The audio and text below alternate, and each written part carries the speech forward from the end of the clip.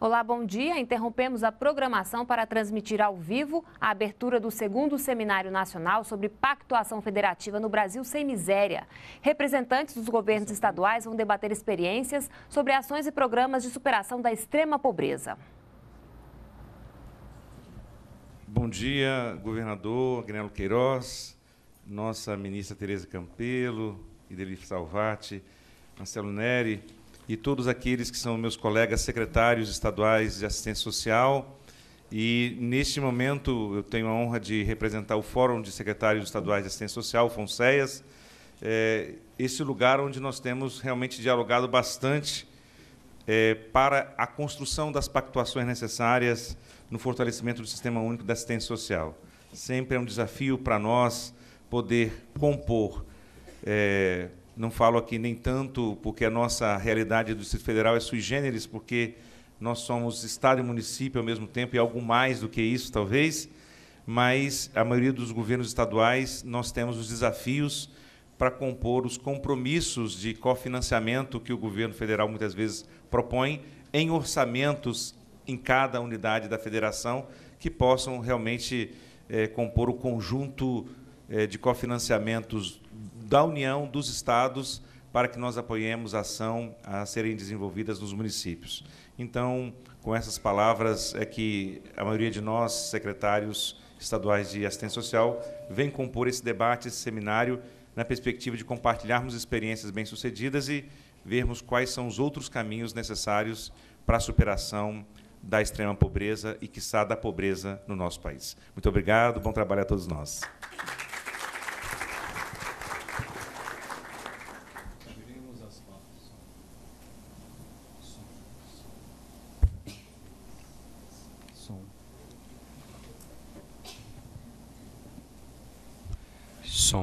Ouviremos as palavras neste momento da ministra de Relações Institucionais da Presidência da República, Ideli Salvati. Meu muito bom dia a todos, secretários, meus colegas ministros aqui, o Marcelo, a Tereza, nosso querido governador do Distrito Federal, o Daniel, e dizer que a nossa presença aqui nesta abertura é a reafirmação de um compromisso que há 10 anos vem sendo implementado, desde a época do presidente Lula, agora com a presidenta Dilma, de nós erradicarmos definitivamente esta chaga social que é a miséria no nosso país. E isto é impossível de ser feito a poucas mãos.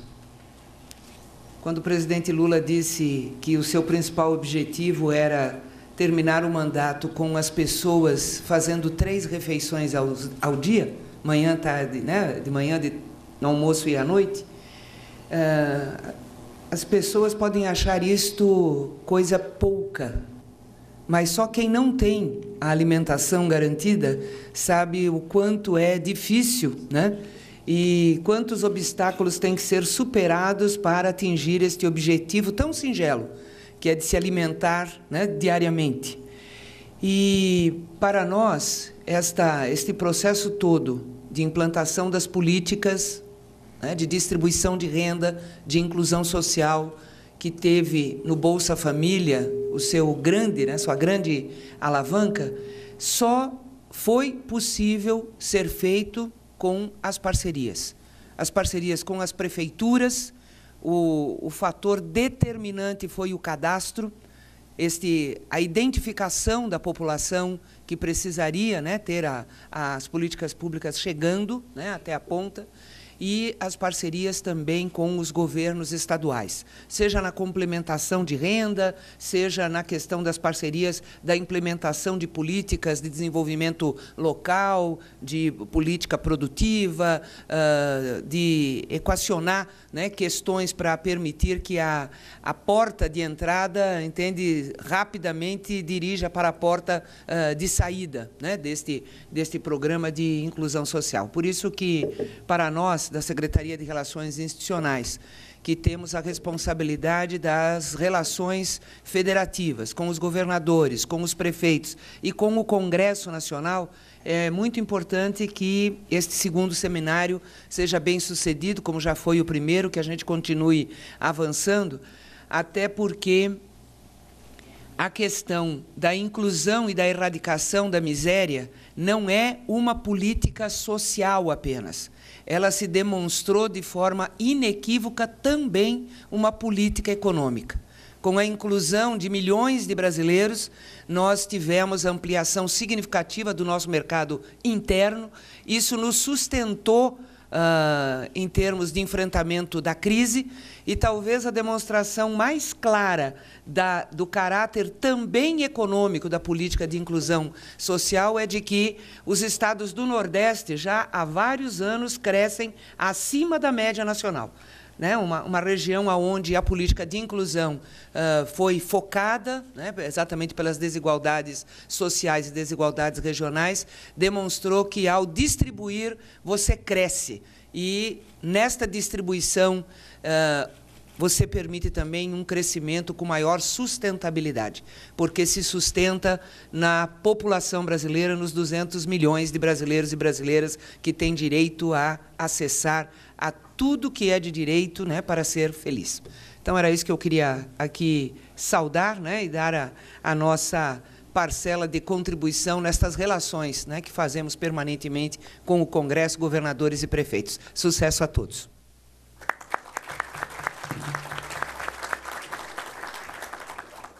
Para o uso da palavra, o ministro de Assuntos Estratégicos da Presidência da República, Marcelo Neri. Bom dia a todos. Queria saudar o governador Agnello, as ministras Tereza e Deli, o secretário Daniel e a Arlete, através do qual saúdo a todos presentes. É um prazer estar aqui, que eu diria que para discutir o pactuação, pactuação na área social, no que pode ser considerado o berço dessa nova política social, esse novo federalismo social. Aqui no Distrito Federal nasceu através das mãos do então governador Cristóvão Buarque, um programa de transferência de renda, e esse programa depois foi a semente, no meu entender, que deu origem ao Programa Nacional Bolsa Família, uma experiência local, que depois foi atacada em escala nacional, através do Bolsa Família, e, num certo sentido, a gente está fechando o ciclo, voltando para buscar interações entre níveis de governo. Aqui, no caso do Distrito Federal, como foi falado pelo secretário Daniel, como município e Estado se confundem, talvez seja a melhor síntese, é um federalismo social, vamos dizer, mais simples. Mais simples também pelo fato, não é à toa, que eu acho que esse federalismo social, de uma certa forma, nasceu aqui em Brasília. Brasília é um lugar relativamente rico em relação, embora tenham também seus pobres, obviamente, mas é um lugar que conseguiu enxergar, pelo fato de ter recursos, pelo fato do número de pobres não serem tão grandes quanto em outros lugares da federação. Então, aqui foi um berço de uma tecnologia social, e essa tecnologia social está voltando aqui, acho que não podia ter lugar melhor, para se desenvolver nos seus detalhes. Acho que aqui no Brasil a gente tem uma tendência a tentar atacar questões em geral, mas questões sociais em particular, na escala do problema. Acho que esses experimentos federativos, estaduais ou municipais, eu acho que eles são muito importantes para a gente extrair lições, e lições do que funciona melhor, o que não funciona tão bem. Mas acho que fóruns como esses são muito importantes para que essas experiências, as diferenças, a gente possa aprender a partir dessas diferenças, e fóruns como esse são de extrema importância. Chama a atenção o fato de que, no âmbito dessa pactuação, ainda temos um grande desafio de incorporar os estados mais pobres. Acho que a gente tem que se debruçar sobre essa questão. Os estados mais pobres, eles têm poucos recursos e têm muitos pobres. Então, é mais difícil. Então, acho que esse talvez seja o grande desafio desse novo federalismo social. Então, quero saudar a todos, desejar uma boa jornada de trabalhos. Muito obrigado.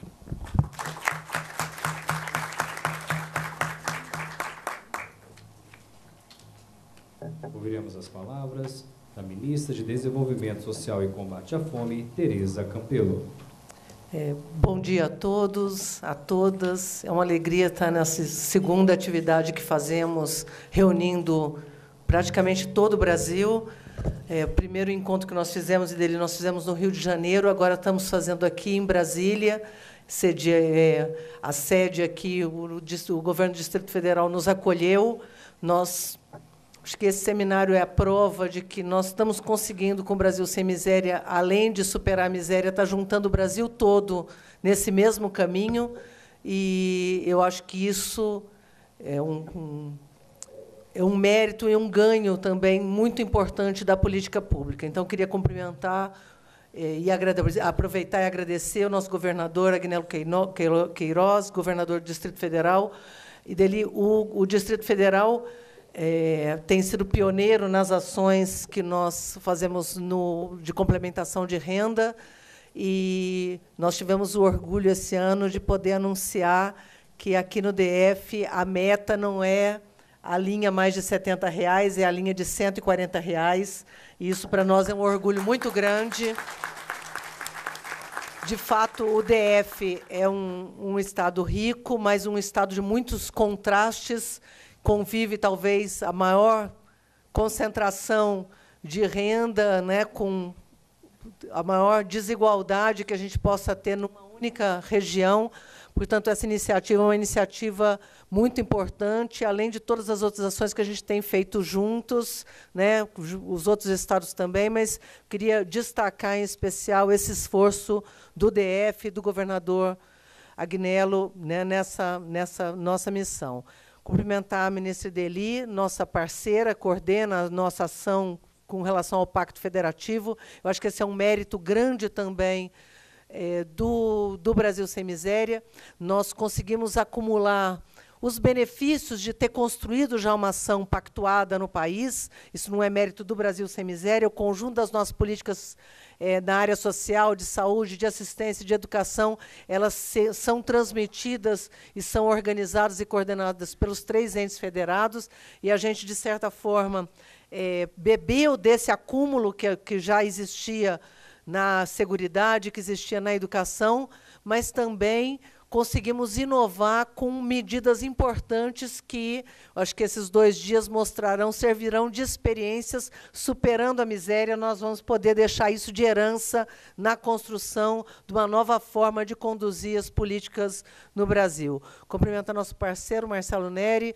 O IPEA e a SAI têm sido parceiros não só na elaboração de políticas, como foi o caso do Brasil Carinhoso, mas na construção dos materiais, dos documentos que ajudam a mostrar, né, essas realizações. Portanto, né, nós vamos ter uma mesa depois, governador Ideli, já comigo e com o Marcelo, fazendo o balanço e trabalhando um pouco mais os dados dessa pactuação federativa. Queria agradecer a presença, cumprimentar o Daniel e, em seu nome, cumprimentar o conjunto dos secretários aqui da assistência.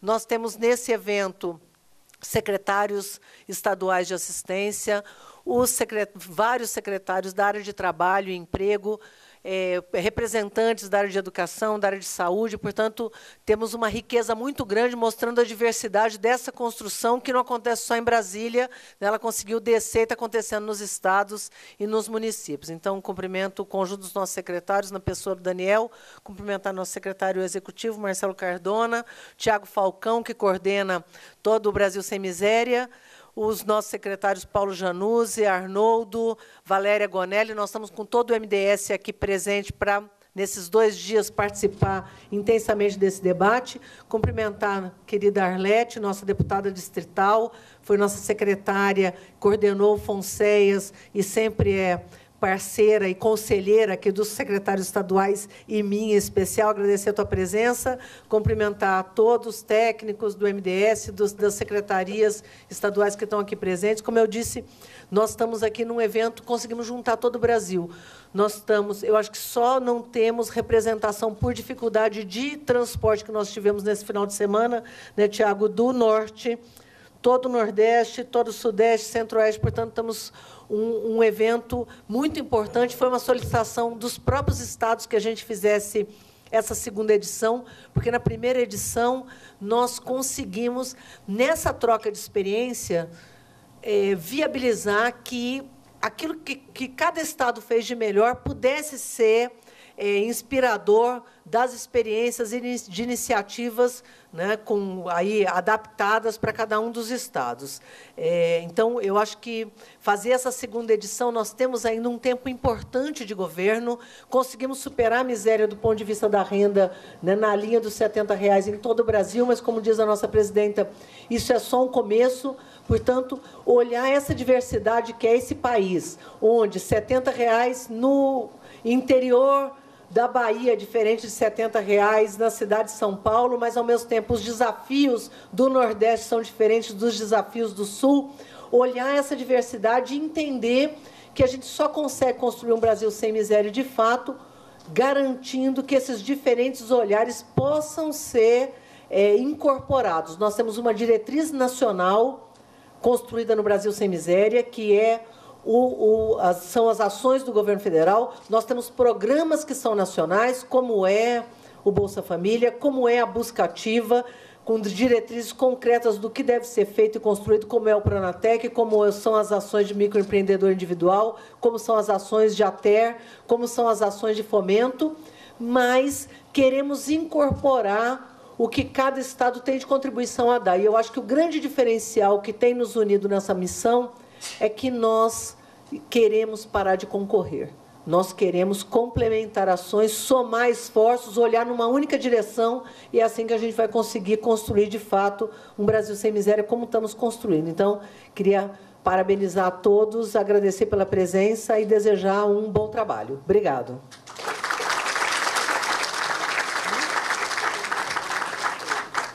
Senhoras e senhores, as palavras do senhor governador do Distrito Federal, Agnello Queiroz. Bom dia a todas, bom dia a todos. Quero cumprimentar a nossa querida ministra Tereza Campelo, já parabenizar por mais essa iniciativa importante de fortalecimento do Brasil Sem Miséria. Nossa querida amiga, nossa ministra Deli Salvati, nossa ministra de Relações Internacionais, cumprimentar também o Marcelo Neri, ministro de Assuntos Estratégicos, o Daniel Seido, nosso secretário de Desenvolvimento Social, e a secretária Moema Gramacho, que eu cumprimento todos os secretários de Desenvolvimento Social, secretários do Trabalho, nossos companheiros que lidam com esse tema nos estados, sejam muito bem-vindos.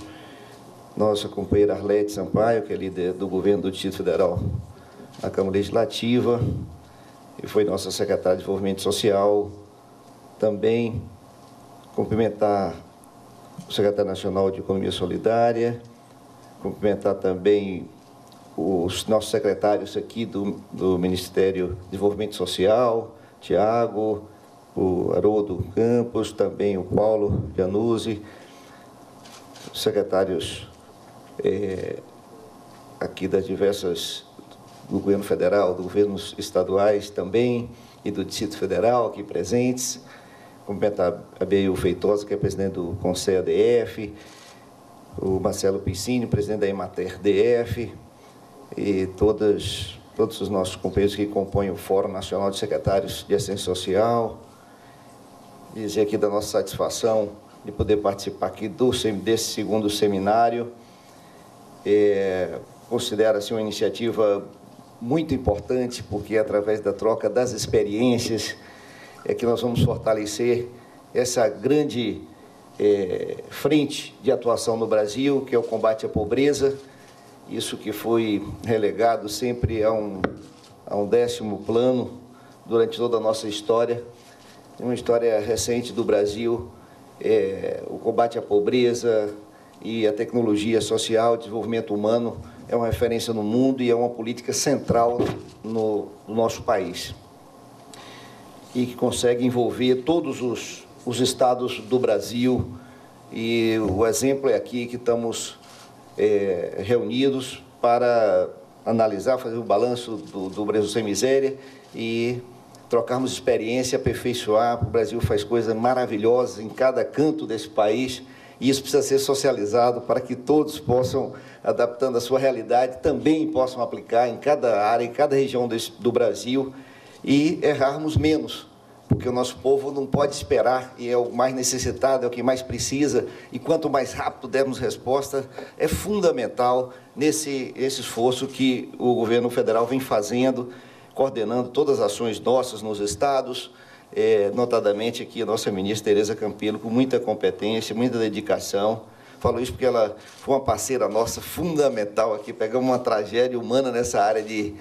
A Lete assumiu a secretaria no início do governo, e com a ajuda aqui do MDS, ajuda técnica, pessoal, de todo o esforço, nós colocamos um programa de pé que nos orgulha hoje, nos anima muito, e eu tenho certeza que durante também esse seminário, o nosso pessoal vai poder também passar um pouco essa experiência. Faço assim um breve relato, aproveitando assim, a abertura, mas eu tenho certeza que isso será melhor destrinchado, né?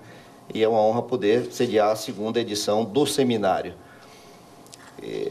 Quero dizer para vocês que essa estratégia, né, de combate à pobreza, aqui também nós colocamos como uma grande prioridade, porque aqui nós temos contradições gigantescas, então temos a maior desigualdade também do nosso país e temos que enfrentar o combate à pobreza também na capital do Brasil. E todo o nosso eixo é garantia de renda, acesso a serviços públicos e benefícios, inclusão produtiva, e toda essa estratégia de atuação, ela tem um objetivo, que é a superação da pobreza. Desde 2011, com a implantação do DF Sem Miséria, a redução da pobreza e a abolição da extrema pobreza e da fome do Distrito Federal são um fato que a gente já pode comemorar resultados importantes. O diagnóstico da realidade, em janeiro de 2011, no começo do nosso governo, revelava a maior desigualdade do Brasil, além de 33 territórios de maior vulnerabilidade social, segundo a pesquisa realizada pelo DIEESE. E, por intermédio da nossa Secretaria de Desenvolvimento Social, conseguimos localizar famílias em situação de pobreza e extrema pobreza nas diversas comunidades carentes aqui. Existiam 4 bases cadastrais, para vocês terem uma ideia, 4 cadastros, que incluía também essa parte da transferência de renda e outros benefícios. Nós consolidamos isso, um cadastro único, com essa grande ajuda aqui do Ministério, e uma listagem única é fundamental para garantir a idoneidade do processo e evitar a duplicidade de benefício. Depois de qualificar o cadastro único, nós ampliamos a cobertura consideravelmente. Atualmente, mais de 241 mil famílias estão inscritas no cadastro único para programas sociais aqui. E 91.527, isso é dado agora de junho de 2013, já são beneficiados pelo programa Bolsa Família. E desse número, mais de 34 mil famílias contam com o acréscimo do DF Sem Miséria, que é uma complementação com recursos do Distrito Federal.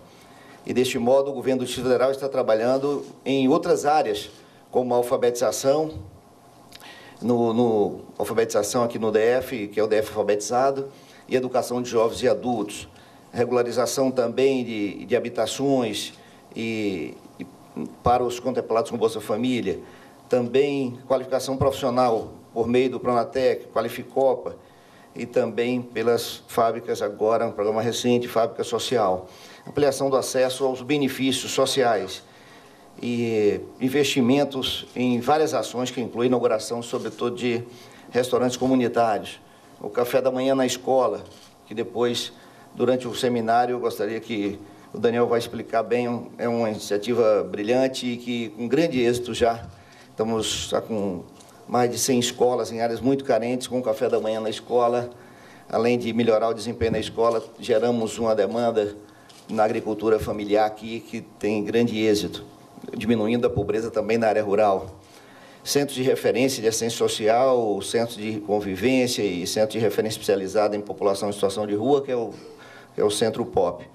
E rede de atendimento do DF Sem Miséria, que inclui 27 CRAS, mais 14 CROS, são 9 COSES, 17 COSES, são 9 CREAS, uma unidade SUAS, 24 horas, 2 unidades especializadas, são 9 unidades de acolhimento, 2 centros POPs, programa de cidade acolhedora, que é um serviço de abordagem social para a população em situação de rua, que é uma experiência recente, começou há um mês, pouco mais de um mês, que também é muito importante a gente socializar essa experiência. Os 42 convênios, né, com a Secretaria de Desenvolvimento Social, os serviços socioassistenciais continuados com crianças, adolescentes, idosos, pessoas com deficiência. Temos 13 restaurantes comunitários, e cozinhas comunitárias, padarias comunitárias, bancos de alimentos, feiras e mercados comunitários, postos comunitários, escolas urbanas, periurbanas e rurais, a Carreta da Mulher, clínicas da família e centros de saúde, que também com um papel importante no acesso aos serviços públicos. E ampliação acentuada de creches que estamos fazendo nesse momento, com a construção de 112 creches, preferencialmente nas áreas mais pobres do Distrito Federal. Vamos oferecer, ao final de 14, 25 mil vagas em creches, em um lugar que não tinha creche pública nenhuma. Provimento alimentar direto de 126 instituições cadastradas, a rede SUAS, da saúde, do sistema de medidas socioeducativas, né? E gostaria também de destacar ainda uma experiência importante, que são as fábricas sociais, que nós começamos, é recente também esse programa, tem pouco mais de 3 meses, que nós estamos dando oportunidade para as pessoas, as famílias do Bolsa Família também fazer qualificação profissional e ganhar pelo trabalho executado. Esse é um trabalho recente, estamos já com 700 pessoas, estamos ampliando para mais 700 e com grande perspectiva maravilhosa dessas pessoas deixarem o Bolsa Família. Rapidamente vão estar entregando, porque o seu trabalho vai superar e de longe o que recebem do Bolsa Família com a qualificação profissional e o trabalho direto. Não só qualifica, mas trabalha e a gente fica com a produção. Essa ação ela permite aos participantes aprender a operar máquinas, confeccionar itens esportivos, como bolas, redes, uniformes escolares e jogos educativos. O aprendizado ele dura 2 anos e inclui realização também de palestras e oficinas. Podem participar os inscritos num cadastro único para o Programa Social do Governo Federal e do DF com renda familiar per capita de até R$ 140. Além da gente facilitar também o acesso para idosos, para deficientes e também adolescentes em conflito com a lei. E todo esse esforço que nós estamos fazendo, já conseguimos agora, como a nossa ministra colocou, nós completava de R$ 70 para R$ 100 e agora passamos para completar para R$ 140. Então, até outubro, até quem tinha criança até 6 anos de idade, e agora já em outubro já começa com também R$ 140 para quem tem criança até 15 anos, adolescentes até 15 anos de idade. E com isso nós vamos conseguir, de fato, fazer a eliminação da pobreza com relação à faixa de renda total no Distrito Federal. E todo esse esforço, ela mira assim, execuções, né, do governo federal, quer dizer, da nossa presidenta Dilma, pertinentes ao programa Bolsa Família, todos operacionalizados pelo Ministério do Desenvolvimento Social e que tem como essa referência principal aqui. Por isso quero também agradecer muito a parceria do governo federal, em nome da nossa presidenta, mas também da nossa ministra Tereza Campelo, que tem sido uma grande parceira para o avanço rápido que nós tivemos nessa área aqui. Agradecer a Edeli também, que é uma grande parceira, está ali fazendo essa operação política que é indispensável para o êxito dos programas, o Marcelo Neri, e também a todos os nossos secretários aqui de todo o Brasil, porque, afinal de contas, justamente nesse esforço conjunto aqui, esse grande mutirão, defesa da cidadania, desenvolvimento humano, do combate à pobreza, que o nosso país tem crescido, fortalecido o mercado interno, enfrentado grandes crises internacionais e valorizando os nossos compatriotas e, portanto, é uma missão fundamental e que eu tenho certeza que cada um de vocês estão levando isso com muita garra, muita determinação em cada estado do Brasil, sob a coordenação da nossa querida ministra. Um grande abraço, que Deus abençoe a todos. Obrigado, pessoal. Está encerrada a cerimônia de abertura deste seminário. Peço que permaneça para a próxima mesa a ministra Tereza Campelo e o ministro Marcelo Neri.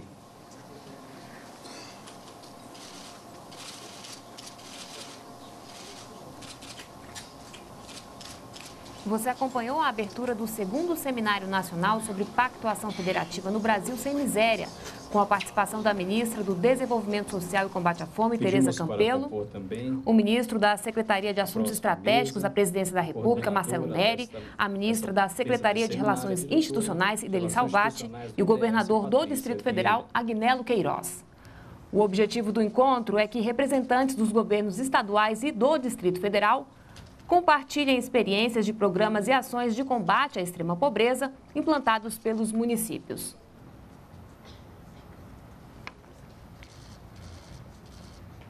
O encontro está dividido em mesas redondas, de acordo com as áreas de atuação do programa: garantia de renda, inclusão produtiva urbana e rural e acesso a serviços.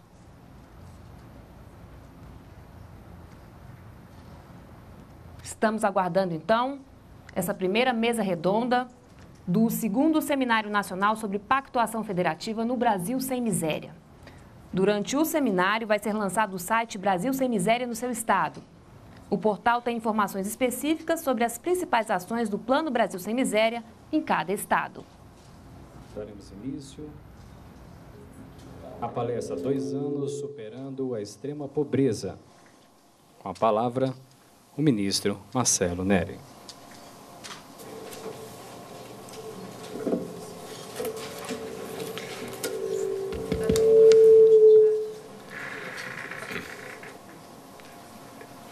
Eu não sei se é esse o... Tá bom, tá aqui. Então, bom dia a todos, novamente. É um enorme prazer estar aqui com vocês nesse seminário. Eu tive o prazer de estar no seminário realizado no primeiro ano, um ano atrás, lá no Rio de Janeiro. Foi um enorme prazer, antes de vir aqui para Brasília. Para mim foi um momento importante e acho que esse seminário, como eu disse, ele é muito importante porque a gente pode aprender com as lições. Eu acho que esse é um programa muito complexo, porque ele envolve ações em várias áreas, transferência de renda, trabalho, educação, saúde, entre outras. A gente está falando de 3 níveis de governo, conforme está estruturado esse seminário, ou seja, é uma ação bastante complexa. E acho que a gente pode se beneficiar muito dessa troca, cada estado, mesmo municípios, a partir da experiência local, porque cada local tem, vamos dizer, dificuldades e oportunidades diferenciadas. Então, acho que não se trata apenas da última milha, mas de um esforço que ele tem que ser diferenciado por princípio, porque as necessidades e as possibilidades são diferenciadas. Como disse a ministra Tereza Campelo, o próprio custo de vida é diferenciado entre unidades da federação. Obviamente, o Bolsa Família ele não deve, no meu entender, complexificar demais, levando em conta diferenças de custo de vida. Eu acho que isso cabe mais aos estados, aos municípios mesmo, até porque estados e municípios mais ricos, eles têm, em geral, custo de vida mais alto, ou seja, eles podem aportar mais recursos, eles têm mais recursos para aportar nessa linha de combate à pobreza. Então, vou fazer uma apresentação aqui rápida e eu vou dividi-la em 3 estágios. Primeiro, apresentar alguns resultados muito rapidamente, para vocês terem uma ideia dos impactos do Bolsa Família. Depois, eu vou construir um arcabouço de impactos sobre variáveis fim do Bolsa Família. A gente tem de olhar muito para variáveis meio, quero enfatizar um pouco o papel de variáveis fim, de objetivos finais de todo e qualquer programa, inclusive do Bolsa Família, e depois vou falar um pouco dos canais de impacto, mais dos canais de impacto do Bolsa Família e nessa interação federativa, tentando olhar para as possibilidades, olhando para frente, upgrades que podem ser feitos nos programas, estudar essa complementariedade entre Bolsa Família e programas estaduais, municipais, que eu acho muito rica. Então, começando, quer dizer, como eu disse, é um prazer estar aqui no Distrito Federal, acredito, quer dizer, foi antes de eu chegar ao IPEA, mas técnicos do IPEA, acho que participaram da própria gestão, ajudaram o Distrito Federal no desenho do programa aqui do Distrito Federal, auxílio técnico. Eu tive a oportunidade de fazer o mesmo lá no Rio de Janeiro, está aqui o secretário, o Claré.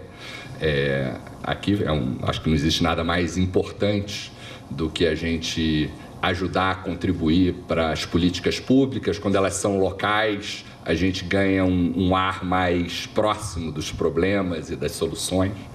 Então, acho que esse seminário aqui ele é muito interessante. Então, eu vou falar desse novo federalismo social. Eu acho que a Constituição de 88 representou um passo importante do federalismo social, estados e municípios assumindo uma série de direitos e em termos orçamentários e deveres em termos de alocação desses recursos. Depois, eu acho que o segundo momento, no meu entender, foi na criação do Fundo de Erradicação de Pobreza no Congresso Nacional, em 2000. Teve um grande debate sobre superação de pobreza e acho que não foi à toa que nos últimos, desde então, a pobreza no Brasil ela vem caindo, e em particular a desigualdade. A pobreza não, como eu vou mostrar, mas a desigualdade vem caindo. Eu acho que foi um marco importante e eu acho que a gente está no que a gente pode chamar de um federalismo social, vamos dizer, 3.0, aonde não é o governo federal que transfere recursos de ações, vamos dizer, não customizadas, não diferenciadas, mas estados e municípios começam a desenvolver suas políticas, mas usando como berço, como estrutura, a estrutura federal. Eu acho que exige uma generosidade, como foi falado pela ministra Tereza, um sentido de cooperação e de não competição, que não é trivial, e acho que eu acho que a iniciativa ela é bastante interessante. Então, rapidamente, uma visão de longo prazo da desigualdade no Brasil. Esse é o índice de Gini, de 0 a 1. Ele aumentou, depois ficou mais ou menos estabilizado e ele começa a cair desde 2001 em diante. Então, uma queda notável no índice de desigualdade, talvez melhor captado pela a variação de renda de 2001 até 2011, que é a última PNAD. Daqui a uns 10, 15 dias teremos a PNAD de 2012, poderemos atualizar para tentar captar um pouco do que foi feito nos últimos tempos. Mas o que a gente observa é que a renda dos 10% mais pobres cresceu 550% mais rápido, em termos reais, por pessoa, do que a renda dos 10% mais ricos. Então, é um momento inédito, uma década inédita na história do país de redução de desigualdade, com prosperidade para todos. A pobreza, ela vem caindo. Se eu fizesse esse gráfico de 2001 para cá ou de 2003 para cá, não faria muita diferença, porque entre 2001 e 2003 a pobreza não caiu no Brasil, ela ficou mais ou menos parada. Então, de 2003 para cá, uma queda de 57,8%. De 2001 para cá seria uma queda parecida, mas focando nesses 8 anos de 2008 a 2011, é uma queda de 57,8%. O Brasil alcançou a meta do milênio em 8 anos de reduzir a extrema pobreza, que no caso é a pobreza, usando a linha de $2,50, que é R$140 por pessoa, preços de julho de 2011, que é a linha que vocês estão usando aqui no Distrito Federal. 2 vezes a linha dos R$70. Então, o Brasil, em 8 anos, ele fez essa redução de pobreza de 50%. Ele fez mais do que a meta do milênio prevê para 25 anos, ele fez em 8 anos, ou seja, fez mais do que o previsto em menos de 1/3 do tempo. E quando a gente olha o caminho assumido, a gente vê que metade do caminho foi percorrido por conta do crescimento e a outra metade, até um pouco mais da metade, 52%, por conta da queda da desigualdade. Então, o Brasil vem seguindo esse caminho do meio, com crescimento, geração de trabalho, e redução de desigualdade de uma maneira relativamente equilibrada, esse caminho do meio, e o Bolsa Família desempenha um papel fundamental, principalmente na redução da desigualdade, mas, como disse a ministra Ideli, também na geração de crescimento. Trazendo um dado mais atualizado, isso aqui infelizmente só pega a renda do trabalho, da redução da desigualdade, renda domiciliar per capita do trabalho, nas 6 principais metrópoles, usando a PNE, na verdade. Tem uma boa notícia, a desigualdade que estava mais ou menos estabilizada de trabalho aqui em 2012, tinha parado de cair, eu confesso que estava preocupado, ela voltou a ter uma queda forte nos últimos meses, e a gente tem essa tendência de queda avassaladora, no sentido que a renda dos 10% mais pobres está crescendo 5, 6 vezes mais rápido do que dos 10% mais ricos, ou seja, algo forte de renda do trabalho, que é uma boa notícia, porque a gente teve um pouco crescimento do PIB em 2012, embora a renda das pessoas tenha crescido, mas a desigualdade seguiu em queda, isso sem contar os efeitos do Bolsa Família. Se a gente olhar para a variação média, já incorporando 2012, a renda domiciliar per capita ainda do trabalho cresceu 5,1%, o PIB per capita cresceu 0,1%, a renda domiciliar per capita do trabalho cresceu 5,1%, ou seja, cresceu 5 pontos de percentagem acima, a mediana cresceu 6,5 pontos. A gente tem observado uma desaceleração desse processo, já com dados até julho, mas ainda é 3,3%. Crescimento real por pessoa em 12 meses, ou seja, teve uma desaceleração de fato nesse primeiro semestre, mas ainda é um patamar bastante forte, 3,3% de crescimento, seria o PIB crescendo a 3,3%, termos reais por pessoa, seria um resultado, o PIB total cresceria um pouco mais do que 4%. Agora, o fato é que o Bolsa Família tem se expandido, sob a égide do Brasil Sem Miséria, de várias formas interessantes. Então, nesse período, se a gente pegar e tentar complementar o quadro com o crescimento da renda da Previdência e da renda do Bolsa Família, para 2012, a gente observa um crescimento de 12 meses real por pessoa de 14,7% do Bolsa Família. Isso é um crescimento até mais forte do que o período de implantação do programa, que era 13 e poucos por cento ao ano, ou seja, o Bolsa Família, isso é surpreendente, ele não perdeu o impulso de crescer e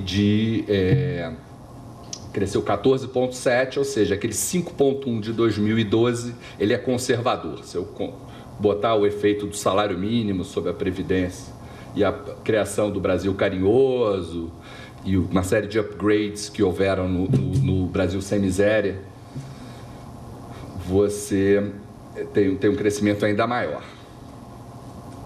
Então, isso aqui é ilustrando, isso é um trabalho do IPEA, do Pedro Ferreira e do Rafael Osório, simulando um pouco os efeitos recentes. Isso é o impacto sobre a extrema pobreza, antes quer dizer, sem o Bolsa Família, isso aqui é com o Bolsa Família, então sem, com o Bolsa Família. O vermelho é o que sobra ainda de hiato de pobreza, baseado em renda. E esse aqui é com o Brasil Carinhoso, sem a última etapa que foi feita em 2013. Basicamente, essa parte vermelha, como foi dito aqui, vai ser eliminada.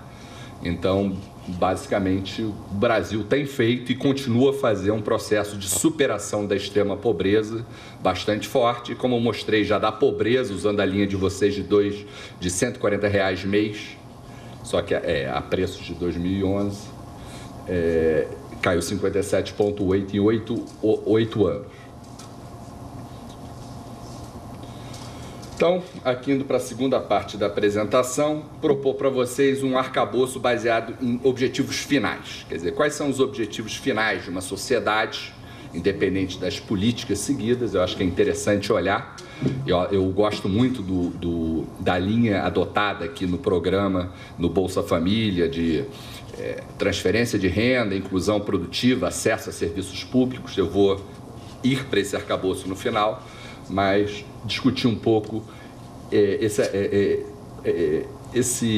essa maneira de olhar os objetivos finais da política pública, dividido nessas 4 caixas. A primeira é prosperidade. Prosperidade pelo aumento de renda da média, o crescimento da renda das pessoas.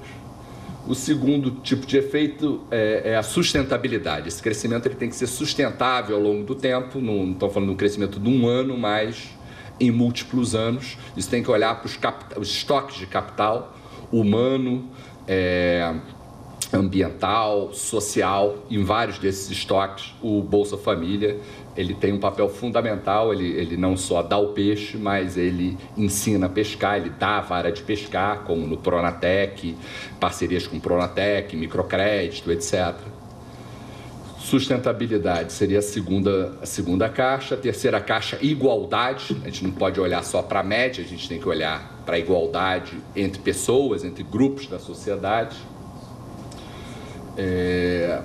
E isso acho que é um papel fundamental do Bolsa Família. E a quarta caixa, uma caixa mais polêmica, que é a caixa da qualidade de vida vista pelas próprias pessoas, apelidada de caixa de felicidade. Vou tentar mostrar para vocês algumas evidências. Será que essas ações trazem mais bem-estar do ponto de vista das próprias pessoas e elas reportam isso? Então, esses são esses 4 arcabouços, esses quatro caixas. Efeito sobre a desigualdade. Então, pegando os dados do Censo 2000, essa desigualdade dentro dos municípios, e em 2000, esse aqui em 2010. Então, esse aqui é 2000, esse aqui em 2010. Então, na década onde o Bolsa Família se expandiu, atingiu quase 1/4 da população brasileira, a desigualdade dentro de cada município brasileiro, 80% dos municípios brasileiros, a desigualdade caiu. E como os dados sugerem, ela continuou a cair depois de 2010, mas isso a gente tem que recorrer a outros tipos de dados. Se a gente olhar um trabalho recente feito, divulgado pelo IPEA, junto com o PNUD, do Índice de Desenvolvimento Humano Municipal, esse é o mapa do desenvolvimento municipal em 2000. O vermelho é o menor nível, muito baixo, desenvolvimento muito baixo. 41% dos municípios tinham desenvolvimento humano muito baixo em 2000, e esse aqui é em 2010, onde menos de 0,6% dos municípios têm desenvolvimento humano muito baixo, ou seja, uma década caiu de 41 para 0,6. A vantagem desse tipo de indicador é olhar não só para a renda, mas olhar para a educação, vários indicadores de educação, de estoque, de fluxo, e também olhar para a expectativa de vida, onde entra a mortalidade, ao nascer, onde entra a mortalidade infantil, etc. Então, essa é uma mudança não trivial e que indica alguma sustentabilidade. A gente está trabalhando, gerando um índice de desenvolvimento humano sensível à desigualdade nas instituições. Essa variação vai ser ainda maior, porque na última década, acho que a grande marca foi a redução da desigualdade. Aí a diferenciação em relação à década de 90 vai ser maior, porque é um período onde os mais pobres tiveram prioridade e o Bolsa Família é um exemplo disso. Talvez o melhor exemplo disso. Então, não vou entrar nos detalhes, nos mecanismos, etc. aqui, porque eu acredito que várias das intervenções aqui vão entrar nesses detalhes.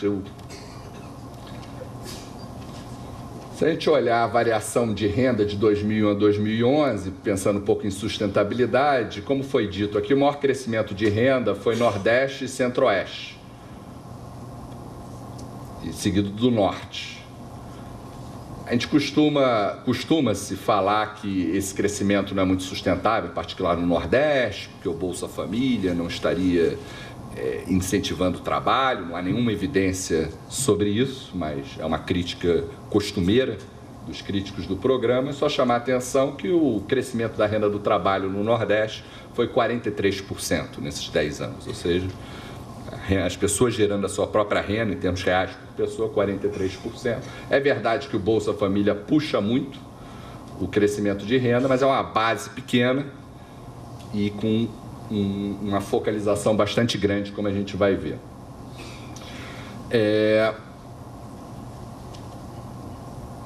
Eu vou olhar aqui um pouco para o efeito de desigualdade, depois eu volto para o outro. E aí não tem muito jeito, a gente tem que comparar diferentes fontes de renda. A verdade é que essas fontes de renda se complementam. mas olhar o papel de cada uma delas, como a PNAD permite captar, no impacto sobre desigualdade e sobre fontes e sobre crescimento. Então, a pergunta é qual o impacto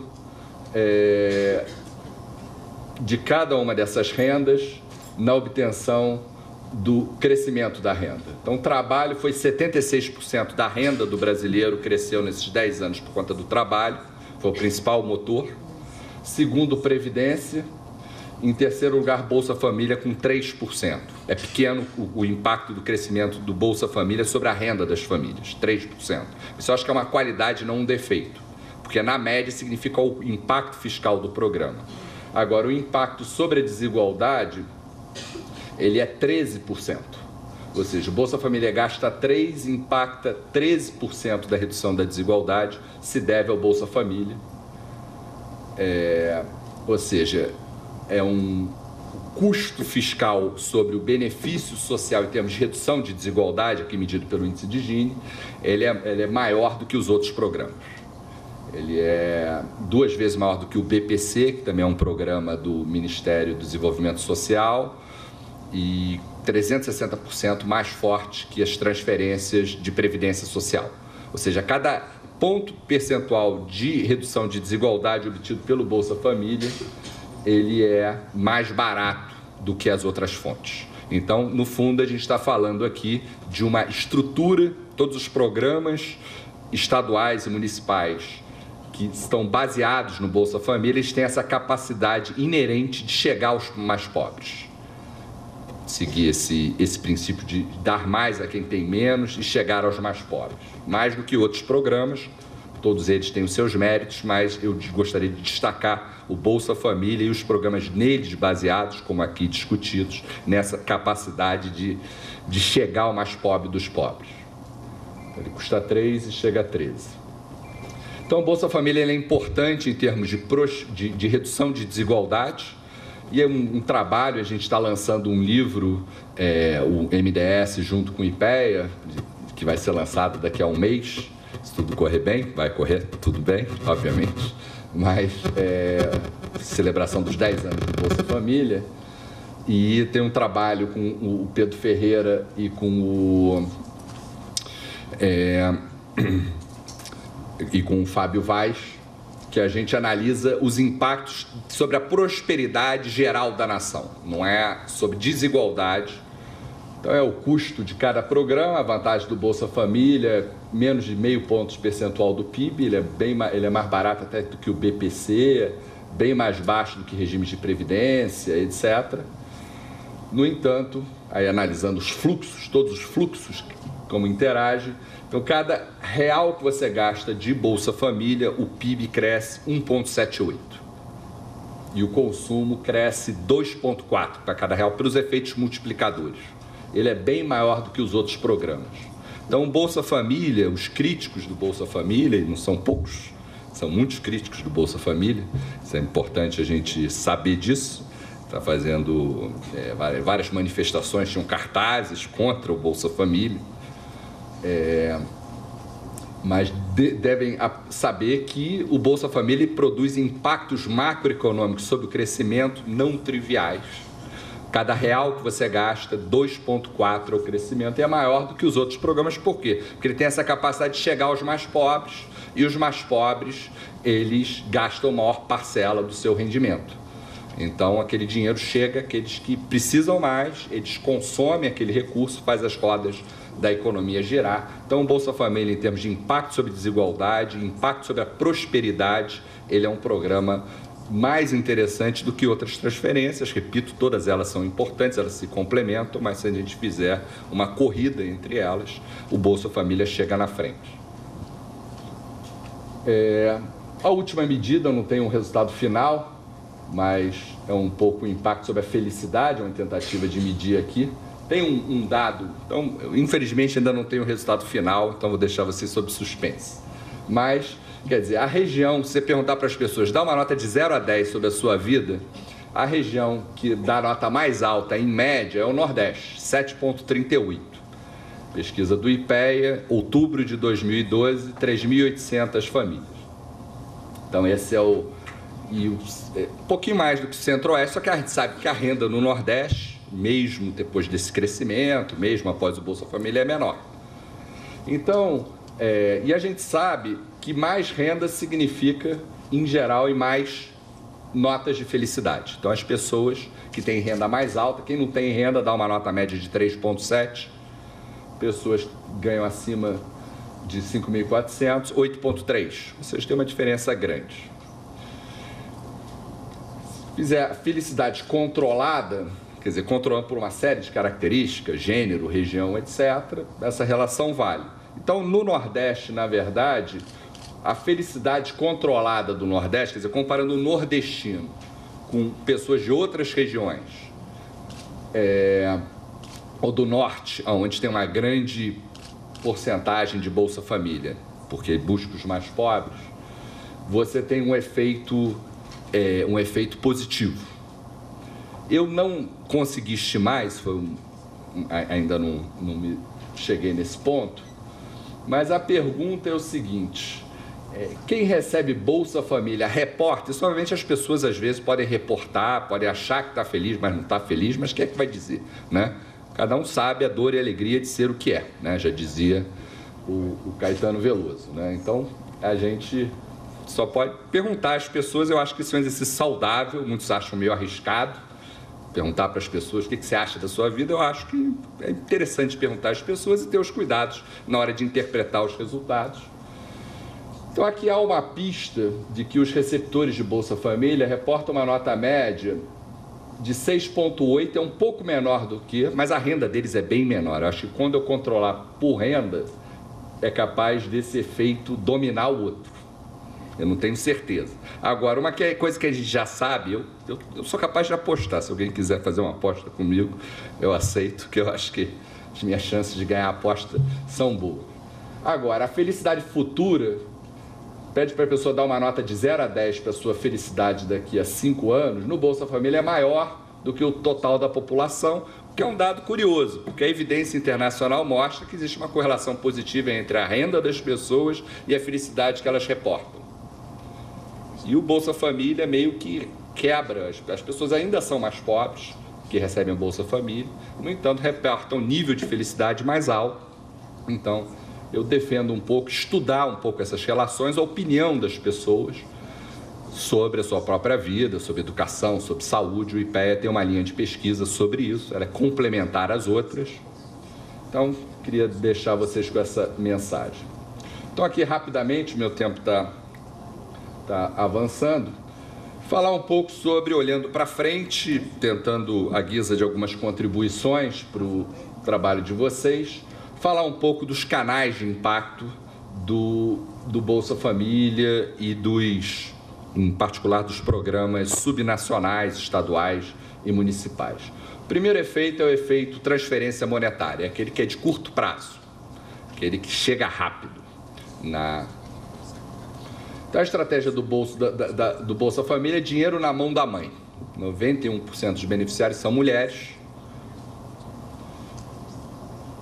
Você poderia pensar em tributos, de exoneração como outra parte. Então, por exemplo, o governo federal fez no começo do ano uma grande desoneração de cesta básica, cesta de alimentos.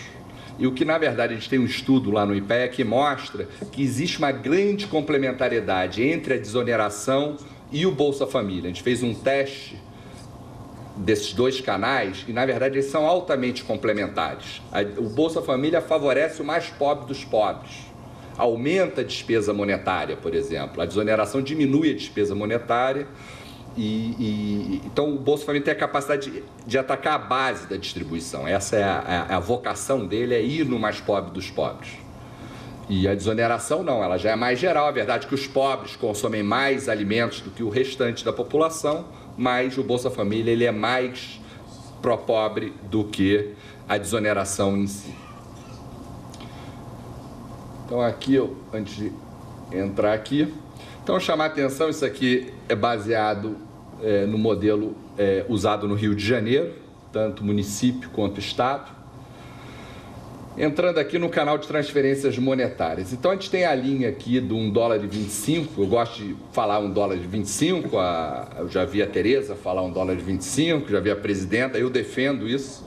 Acho que é uma linha internacional. Se a gente está falando de pactuação entre níveis de governo, possivelmente de partidos diferentes, em mandatos diferentes, você tem que olhar no longo prazo. Eu acho que uma linha de $1,25, como é a linha de R$70 na data de promulgação do decreto, eu acho que é bastante conveniente, facilita essa discussão entre níveis de governo. Então, basicamente, o que o Estado e o município do Rio de Janeiro fizeram, fecharam esse ato de pobreza em relação a $2 dia. 140 seriam $2,5. Aqui é R$108, no caso do Estado do Rio de Janeiro, é um pouco mais baixo do que a linha aqui de Brasília, mas é mais alta do que a linha de extrema pobreza nacional. Então, esse princípio de complementar a renda, como a gente viu lá naquele gráfico inicial, eu acho que é uma maneira muito custo-efetiva, porque, quer dizer, quando a gente começa o combate à pobreza, tem uma série de frutos mais baixos disponíveis. À medida que você vai percorrendo esse caminho, o Bolsa Família já percorreu durante 10 anos, então é importante que as tecnologias locais e mesmo as nacionais sejam ainda mais sejam mais desafiadas a tentar chegar no mais pobre dos pobres. Porque os primeiros pobres eles são mais facilmente atingidos. Isso, por exemplo, o que é a busca ativa? A busca ativa tenta fazer isso. Buscar o pobre debaixo da ponte, está morando na rua, etc. É mais custoso, é mais difícil. Você chegar lá custa mais, mas então a gente tem que desenvolver essas tecnologias. Então aqui, então, se a gente está falando da junção de diferentes níveis de governo, a gente tem que olhar muito para, como foi dito aqui, a complementação entre esses programas. Não é uma coisa tão simples. Por exemplo, quando vai lá o governo federal, como tem feito nos últimos anos, lança uma nova extensão, bota mais benefícios para as mulheres grávidas, dão um benefício, porque até os 6 meses de idade da criança, porque demora até a criança ser reconhecida legalmente. Isso impõe desafios não triviais para as experiências subnacionais. Acho que a experiência do Rio de Janeiro, assim como eu sei aqui do Distrito Federal, sempre tem lições interessantes de como fazer essa complementação. Uma segunda lição importante lá do Rio, a gente utilizou o cadastro único, eu estava na Fundação Getúlio Vargas, a gente ajudou no desenho do programa, a gente usou uma série de variáveis do cadastro único. Ao invés de usar renda reportada, a gente usou a renda estimada, é uma espécie de uma renda permanente das famílias a partir do estoque de ativos das famílias. Quando você está numa experiência local, você pode ousar mais. Por quê? Porque, no fundo, o básico já é dado pelo governo federal através do Bolsa Família. Então, acho que você diversificar, quer dizer, usar a renda reportada, você está pegando quem está pobre. Quando você usa a renda baseada em ativos, existe um algoritmo que gera isso, você está pegando quem é pobre. Na verdade, ser ou estar pobre são ambas questões muito importantes. E, na verdade, o governo, essa ação estadual, ela complementa, ela, na verdade, ela diversifica os riscos das pessoas.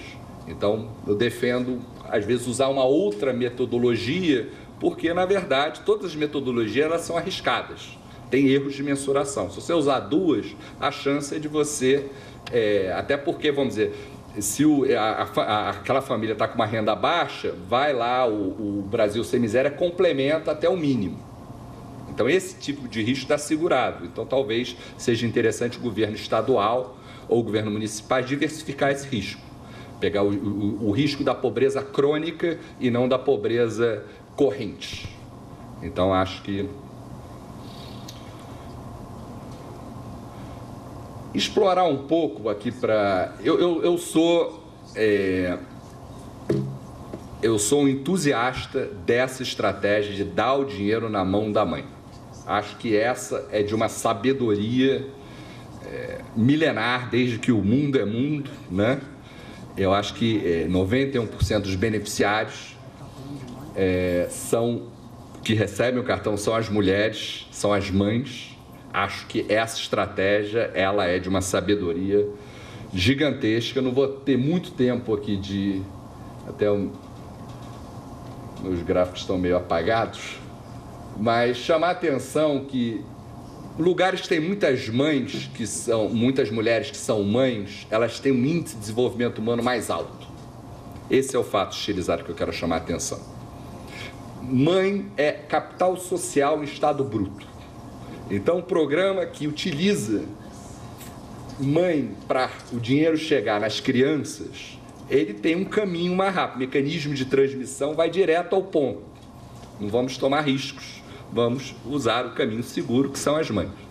Então, tem algumas evidências. Agora, tem um problema que eu quero chamar a atenção, a gente detectou esse problema lá no município do Rio de Janeiro, que é o seguinte: o Bolsa Família ele segue esse caminho de dar mais aos mais pobres e dar o dinheiro na mão da mãe. De uma simplicidade, uma sabedoria ao mesmo tempo, acho que não podia ser mais direto ao ponto. Agora, o que os dados mostram é que crianças que não moram com a mãe, elas são mais pobres, têm desempenho escolar muito pior, qualquer que seja a medida. No entanto, elas tendem a ser menos beneficiárias aí do caso ao programa local de transferência de renda, que é baseado no Bolsa Família. Um pouco a sugestão é o seguinte, é que o Bolsa Família ele foca na mãe, tem aquele foco na vertical na mãe. Agora, quando a criança não mora com a mãe, o programa talvez tenha alguma dificuldade. Pelo menos no Rio de Janeiro a gente detectou isso, eu não quero generalizar essa lição no município do Rio de Janeiro.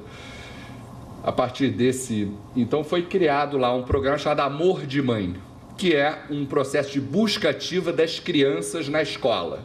O que é simples, porque as crianças que já estão na escola são fáceis de chegar, então basicamente o município recrutou ou fez uma chamada para essas crianças e seus responsáveis irem à escola, e aí foi feito o trabalho de assistência social no sentido de tentar avaliar o grau de pobreza dessas crianças.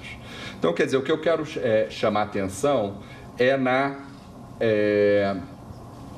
Então, só chamar a atenção algumas lições aqui. Primeiro, a importância da mãe, mas a gente tem que tomar cuidado quando a mãe não está presente no domicílio. Isso não é uma exceção, 15% das crianças da rede municipal do Rio de Janeiro, ensino fundamental, estão nessa situação.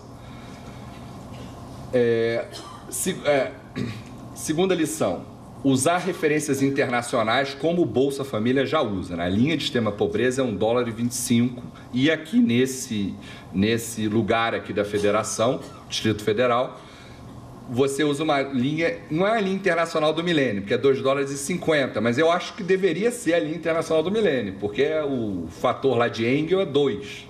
Quer dizer, a linha de pobreza é 2 vezes a linha de extrema pobreza.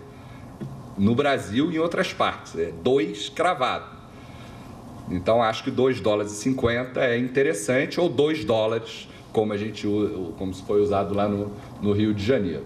Essa ideia de renda estimada versus renda corrente, numa experiência local, você pode testar, pode diversificar, porque você tem o mais pobre, está garantido pelo Bolsa Família, você pode ousar, obviamente isso é uma escolha.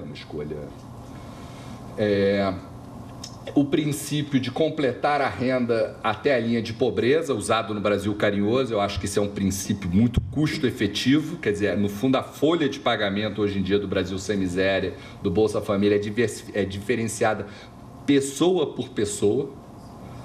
Isso eu acho que é de um avanço fantástico, acho que tem que ter essa busca, quer dizer, cada vez você vai expandir. Por que o Bolsa Família ele consegue ser tão, cada ponto de cada real chegar tanto ao pobre? Porque ele tem isso no seu DNA e isso não vem sofrendo mutação ao longo do tempo. Essa persistência de chegar nos mais pobres. Então, só para terminar, o último slide. Então, tem só apresentar olhando um pouco numa visão econômica, transferências monetárias afetam o orçamento familiar. Transferências não monetárias, não sei se é o bom nome, mas é o acesso a serviços públicos, saúde, por exemplo, ou educação na primeira infância, etc., ele afeta diretamente o bem-estar. Não é via as pessoas têm mais dinheiro, logo eu compro, vamos dizer, leite para as crianças, etc., melhora o bem-estar. Não, já é um serviço público que o Bolsa Família prioriza. A linha de acesso aos serviços públicos, hoje em dia, vários deles estão ordenados pelo Bolsa Família. Isso é de uma... ou seja, o Bolsa Família ele melhora a capacidade de chegar nos mais pobres de todos os serviços públicos que utilizam a sua estrutura do cadastro. Algo que a gente tem estudado, no caso de saneamento básico, é chamado OBA, que é medidas de desempenho baseada em resultado, transferência de recursos baseada em resultado. A única vantagem de você ter indicadores ruins, como as regiões mais pobres têm, é a sua capacidade de avançar. Então, terceiro tipo de efeito, que seria o equivalente da inclusão produtiva, é geração de renda. Isso pode ser via investimento nas pessoas, educação, saúde, ou via apoio aos pequenos negócios, com essa experiência lá do Crédito Amigo, do Agro Amigo no Banco do Nordeste, generalizada através do Crescer. Tem várias experiências de economia solidária muito interessantes. Está aqui o Paul Singer, nosso grande guardião dessas tecnologias de economia solidária. Então, esses são os 3 tipos de efeito. E aí cada estado, cada município pode, unidade da federação, acho que cabe ver quais são as necessidades. Acho que é importante ouvir a população, às vezes fazer pesquisas de campo, se a população está acessível, perguntar qual é a sua prioridade. Acho que isso cada vez mais a gente precisa saber disso, a gente não achar que a gente sabe as respostas, ouvir das próprias pessoas. E tem uma quarta perna que se complementaria, um pouco mais polêmica, mas seria um pouco acesso a mercados. Mercados financeiros, crédito, seguro e poupança, falando de microcrédito, microseguro e poupanças populares. Os pobres, eles têm mais risco do que outros. Então, não é porque é pobre e que não precisa, na verdade, quem é pobre precisa de mais capacidade de suavizar, porque seu nível de renda é mais baixo. O Bolsa Família oferece esse caminho pavimentado para se chegar aos mais pobres. Obviamente, é algo difícil de ser feito na prática. É preciso de educação financeira, muito importante. Então, seria uma quarta perna, que é alavancar oportunidades, amortecer choques. Para terminar, é preciso ter defesa do consumidor ativo, educação, porque pessoas pobres, a gente tem que tomar cuidado para não transformar os pobres em, vamos dizer, vítimas preferenciais. Pessoa que acaba tendo um nível de renda X, etc., tem uma garantia que é dada pelo próprio cartão, pegar um crédito que não consegue pagar, coisas desse tipo, ou serviços. Então, acho que defesa do consumidor é bastante importante para esse grupo, para o grupo de beneficiários do Bolsa Família e das ações estaduais. Quer dizer, basicamente a lição que eu tive, apesar de estudar isso há alguns anos, eu confesso a vocês que quando eu comecei a mexer na prática, tem a visão teórica, que você está ali olhando os números, estudando as possibilidades, etc., e tem uma visão prática. Quando você vai uma visão, a visão da PNAD, do censo, etc., onde o mundo está lá fora. Tem a visão do cadastro único e da folha do Bolsa Família, onde você sabe o nome, o endereço das pessoas, é ali que você tem que olhar. E o que me surpreendeu é a capacidade que a gente tem de fazer coisas num curto intervalo de tempo. Esse seminário aqui é o melhor exemplo disso. Quer dizer, qual foi a velocidade que vocês conseguiram implementar seus programas? Isso é impressionante. A capacidade de fazer coisas, só que no caso de vocês, aqui estados, municípios, vocês têm a capacidade de fazer coisas mais específicas às necessidades e oportunidades da população local. Então, acho que o Bolsa Família, como disse a Tereza Campelo, o cadastro único é só o começo. É o começo de quê? Uma base e você desenhar programas por mais inovativos que sejam os programas, eles podem ser implementados rapidamente. Você tem o nome, o endereço das pessoas, é só fazer os aditivos no programa em cima de uma base, quer dizer, uma base já estabelecida. Então, acho que realmente não é só o Bolsa Família, não é só o começo, como ele é um atalho para o fim. Ele consegue nos levar até onde a gente nunca conseguiu ir, e principalmente os caminhos de cada estado, de cada município. Então, acho que a gente tem realmente uma capacidade de liquidar a pobreza de uma maneira, obviamente, a pobreza, a gente vai à extrema pobreza, depois tem a pobreza de renda, tem a pobreza de serviços, tem várias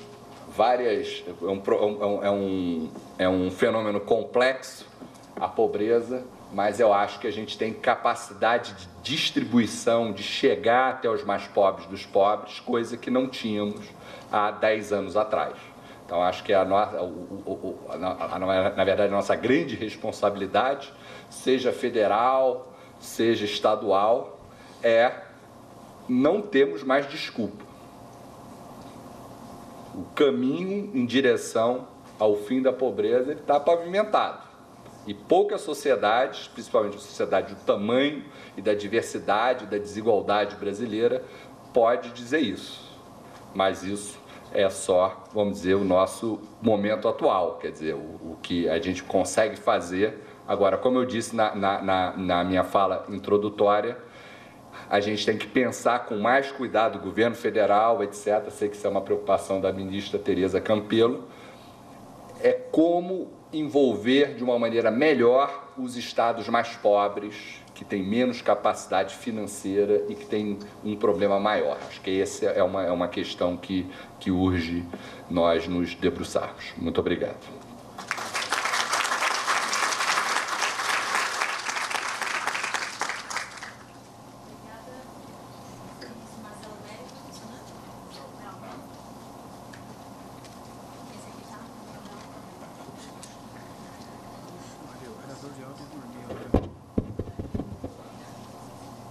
Agradeço ao ministro Marcelo Neri e passo a palavra, então, para a ministra do Desenvolvimento Social e Combate à Fome, Tereza Campelo.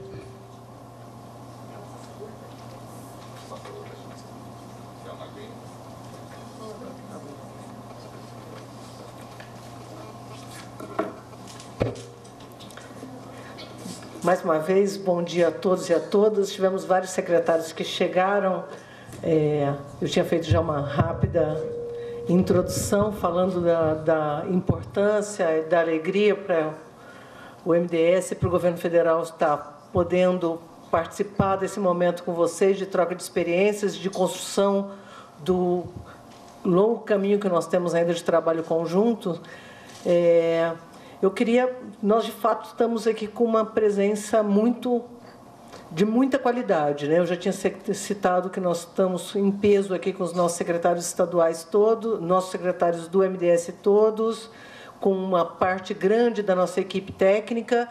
Temos a alegria de poder contar, o Marcelo Furu aqui, eu ia anunciar o professor Paul Singer, querido parceiro do Brasil Sem Miséria, e nosso ícone de todos os economistas, inspiração de quem está lutando para construir um mundo melhor, né, professor? Porque você não está querendo só construir um Brasil melhor, né? Internacionalistas.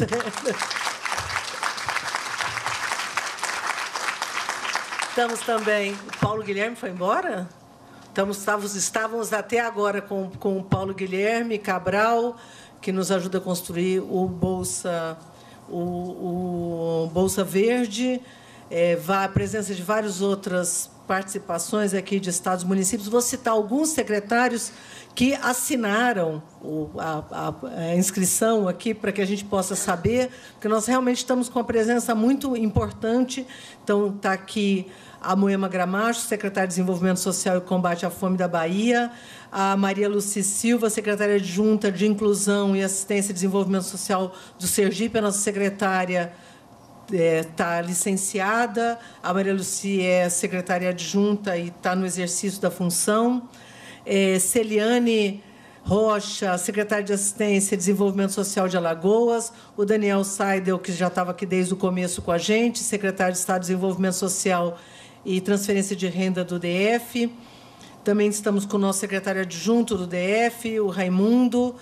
Estamos com o Fábio Cruz, secretário de Trabalho do Sergipe, Fernando Riso, secretário de Trabalho e Bem-Estar de Roraima, Heitor dos Santos, secretário de Assistência e Desenvolvimento Social do Pará, Jean, adjunto do Mato Grosso, a nossa secretária aqui do Mato Grosso também, Roseli Barbosa, secretária de Estado do Trabalho, Emprego e Cidadania do Mato Grosso. Como a assinatura acabou vindo em ordem desorganizada, desculpa, tá? Roseli, eu já tinha visto a Roseli. Então, estamos com o Jean, estamos com o Helder Salomão, secretário de Desenvolvimento Social e Direitos Humanos do Espírito Santo, Francisco Guedes, secretário de Assistência Social e Cidadania do Piauí, Gil Pereira, secretário de Desenvolvimento de Minas Gerais, a Roseli eu já falei, o Clarê, subsecretário de Assistência Social do Rio de Janeiro, Edson Borba, secretário adjunto do Rio Grande do Sul, Zilene Rabelo, secretária de Assistência Social de Roraima. Portanto, eu tinha comentado que não estávamos com parte dos estados do Norte, mas uma parte importante está aqui conosco também. Desculpe se eu não... O Helder eu comentei já. Alguém que eu não citei? Algum estado que eu não citei que está aqui? Eu acho que conseguimos... é verdade. São Paulo, que chegou aqui, não estava na minha lista, não assinou a lista. Desculpa. Então, assim, Santa Catarina não citei, Cândido, não? Mentira, te pulei, foi por gosto. Que absurdo. José Cândido, de Santa Catarina. Você é ancião, não, você não assinou a lista também, certo?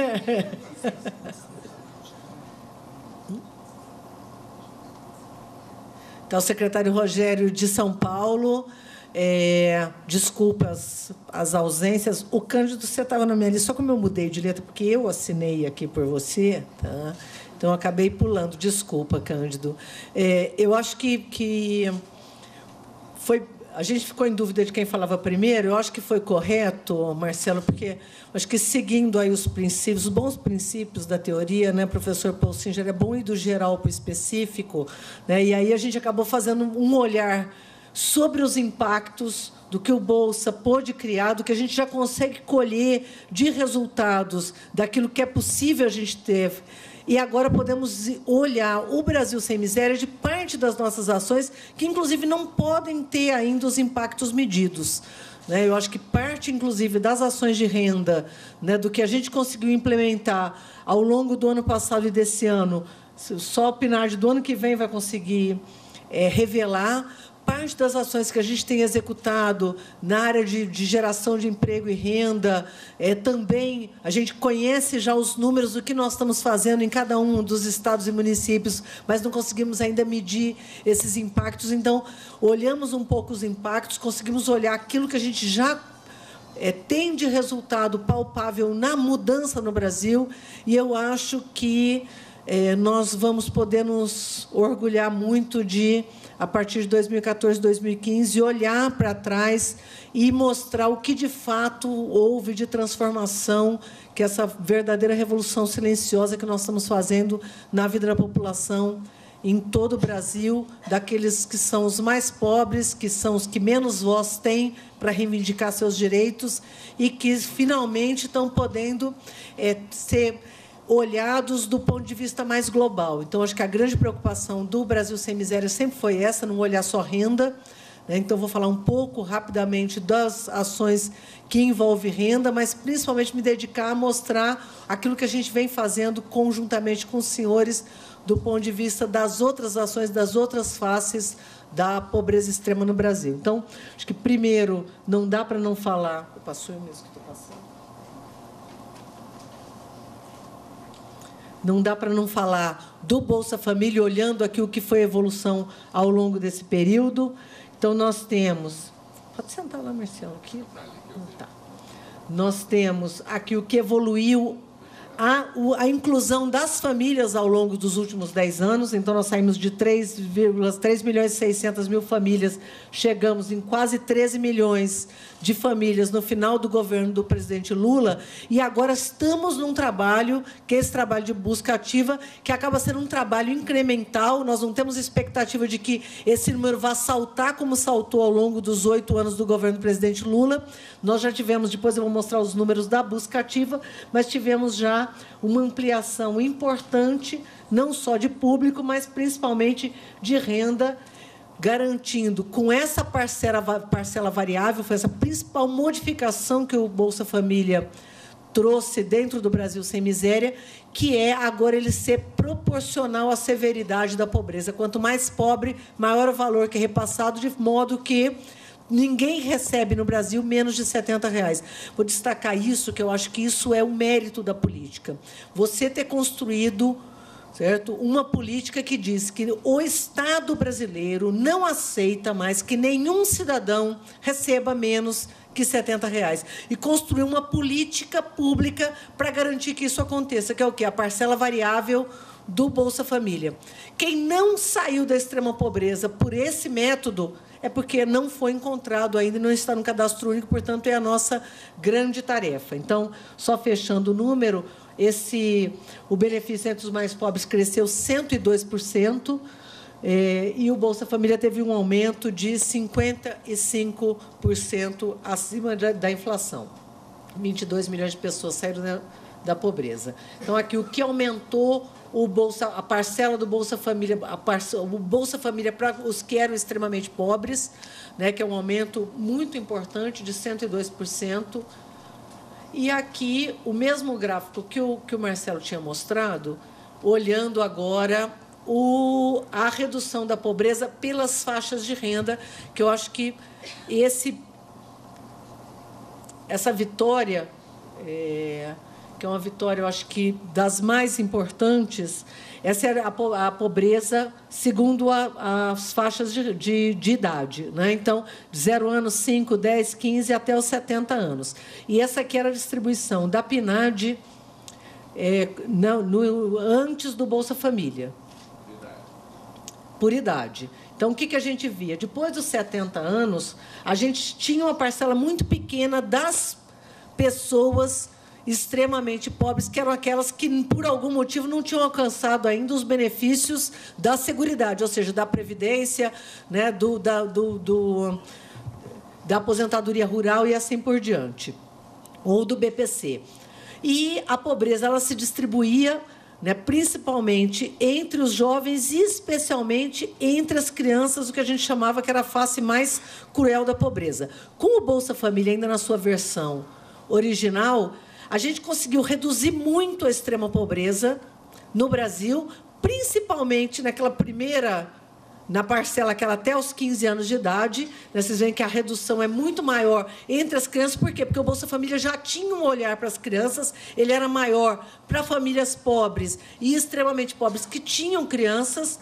E depois, com o Brasil Carinhoso e com a parcela variável, a gente conseguiu trazer toda a população pobre para o Brasil para um mesmo patamar. Ou seja, esse azulzinho que sobrou é a população no Brasil que ainda precisa ser encontrada pela gente, pela busca ativa. Essa vitória que é hoje ter, né, reduzido essa face da desigualdade, da iniquidade do Brasil, que a pobreza se concentrar entre as crianças, que eu acho que é uma tragédia, porque é os mais desprotegidos, os que menos conseguem reclamar, e aqueles que determinam o futuro do Brasil.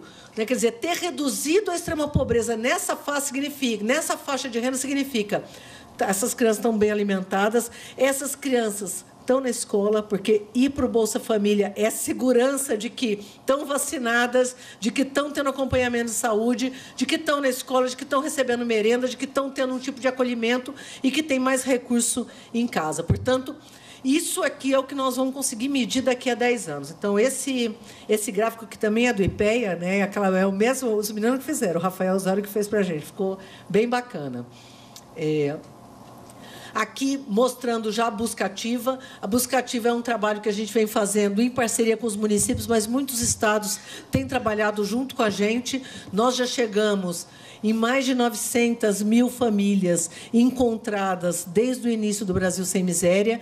Acreditamos que ainda existam famílias, cada vez que a gente vai a campo, a gente acaba localizando famílias que não estavam cadastradas e que têm que vir para o cadastro único, não só para receber o Bolsa Família, mas para receber a tarifa social de energia elétrica, para receber o Luz para Todos, para ter acesso à Minha Casa Minha Vida, para ter acesso a um conjunto de políticas públicas e para que o Estado possa olhar para ela. Hoje a gente está o Januzzi aqui, hoje a gente está fazendo um trabalho olhando as regiões do Brasil onde tem pobreza e onde tem o maior público do cadastro único para redirecionar os mais médicos, por exemplo. Portanto, a cada vez que a gente chega com uma política pública, a gente consegue construir também um olhar sobre a população que mais precisa graças ao cadastro único. Então, esse trabalho é um trabalho importante.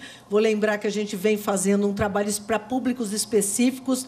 Na Paraíba, por exemplo, nós estamos com um trabalho de busca ativa muito interessante que nós queremos que seja transbordado para o resto do Brasil, que é um piloto para populações quilombolas. A Paraíba tem uma concentração grande de público de comunidades quilombolas. A gente usou a Paraíba como um piloto para que a gente possa estar olhando, porque nos interessa para a população quilombola fazer a marcação também, não só localizar aqueles que estão fora da busca ativa, não estão fora do Bolsa Família, mas aqueles que estão já estão no Bolsa Família, mas não estão marcados como quilombolas. Nós queremos marcar para quê? Para construir políticas específicas para isso. Nós estamos com um trabalho grande no Pará, de busca ativa envolvendo os mutirões do Bolsa Verde, junto com o Ministério do Meio Ambiente, junto com o Ministério do Desenvolvimento Agrário e várias outras experiências, garantindo aí que a gente possa encontrar toda a população que ainda não está no cadastro. Aqui esse trabalho que a gente fez no Pará, né, nossas equipes, isso aqui não é o barco permanente, depois eu vou mostrar o nosso barco. Acho que nós não botamos as fotos, né? Nós estamos com as lanchas da assistência social também fazendo busca ativa, né, Valéria? As lanchas foram distribuídas, em especial para o Pará, mas vai esse mês ser distribuída para o Amazonas e para outros estados. Esse aqui é o barco que as nossas equipes moraram durante 2, 3 semanas, cada equipe, viajando e fazendo busca ativa nessas regiões onde tem público extrativista no Pará. Então, foi um trabalho bem bacana. E aqui a busca ativa é essa no Pará. Aqui já entrando nas nossas ações para a inclusão produtiva. Esse é um trabalho que eu acho que se destaca, porque eu acho que pouca gente acreditava. Cada vez que o povo fala do Brasil Sem Miséria, continua falando só de renda, né, Tiago? Todo mundo deve ter visto. Saiu numa das revistas esse final de semana um destaque falando dos 10 anos do Bolsa Família, dizendo que a gente tem que construir porta de saída. Na verdade, o Bolsa Família se transformou na grande porta de entrada do planejamento das políticas públicas para a população pobre no Brasil. Nós temos feito muitas coisas no Brasil, elas têm que ser divulgadas. Eu acho que é um trabalho importante que vocês possam fazer, nos apoiando nessa divulgação. Acho que uma das mais interessantes e que mais se duvidava no Brasil é o do Pronatec.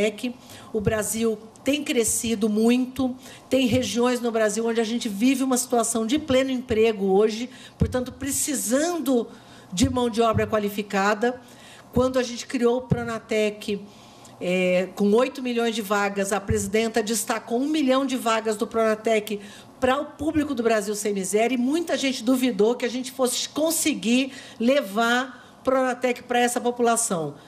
Hoje, em 1 ano e meio de trabalho, nós comemoramos já ter chegado em 700 mil, portanto, 1 ano e 3 meses antes do nosso deadline, né, Tiago? Garantindo aí, portanto, que nós vamos ultrapassar, certo, a marca dos 1 milhão de pessoas do cadastro único em cursos de qualificação profissional. Esse trabalho foi muito importante, porque nós tivemos, não só é uma oferta de vagas, a população no Brasil, muitas vezes, mesmo tendo interesse em se qualificar, os cursos de qualificação profissional, eles eram voltados para para os trabalhadores formalizados, trabalhadores com carteira assinada, cursos muitas vezes que exigiam o nível médio, né? Então, para ser um pintor, para ser auxiliar de cozinha, para ser azulejista, para ser técnico em várias áreas, se exigia nível médio, muitas vezes desnecessariamente. Hoje, a gente conseguiu rever parte da nossa grade de oferta de curso de qualificação no Sistema S, nos institutos federais, nos institutos estaduais. Estamos ofertando cursos de qualidade, cursos de primeira linha, para um público que não só tem baixa renda, como tem baixa escolaridade, com um esforço muito grande, inclusive, às vezes, de reforço de matemática, de português, melhorando a possibilidade de que essas pessoas não só iniciem o curso, mas concluam o curso e saiam certificados. A gente tem participado de várias formaturas, são momentos, eu acho que simbólicos e emblemáticos. Sexta-feira nós estivemos com a presidenta Dilma em Uberlândia para a formatura de 2.600 pessoas no Triângulo Mineiro. Foi um ato emocionante, mostrando aí o engajamento da população do Cadastro Único para melhorar de vida. Esses cursos não só garantem melhor emprego, muitas vezes no próprio emprego as pessoas têm conseguido progredir. Atualmente a gente vive uma situação difícil em algumas regiões, porque as empresas vão para dentro de sala de aula tentar tirar o pessoal que ainda está no meio do curso.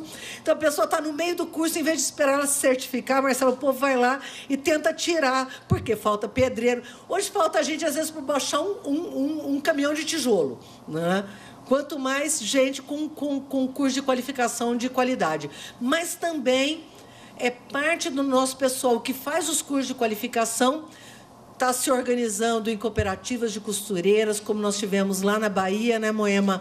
Como nós temos o pessoal se organizando e se associando em empreendimentos solidários, como nós temos também as pessoas montando seu pequeno negócio, né? Porque são cursos, às vezes, de mecânico, curso de panificação, curso de costureira, em várias áreas que viabilizam não só melhorar a empregabilidade, mas melhorar a geração de emprego, de renda para os nossos empreendedores. Então, aqui estamos batendo 700 mil pessoas em 503 tipos de cursos diferentes, em quase 2 mil municípios no Brasil. E aí, destacando que 66% das inscrições são de mulheres e que 65% das matrículas são para negros.